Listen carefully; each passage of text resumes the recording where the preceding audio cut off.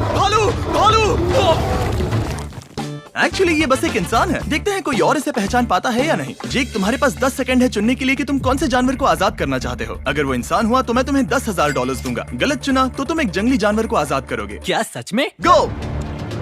Oh my God! कौन सा जानवर? हमें लगता है एक इंसान है। 6 सेकंड में मैं किसी को आजाद करूंगा। एलिगेटर। 3, 2, मैं किसे आजाद करूं? गोरिल्ला। तुम चाहते हो मैं गोरिल्ला को आजाद अरे करूं? पता नहीं। अरे बाप रे। तुमने सही गेस किया। ये लो $10,000। Thank you so much. कितने प्यारे हैं ना। सब्सक्राइब।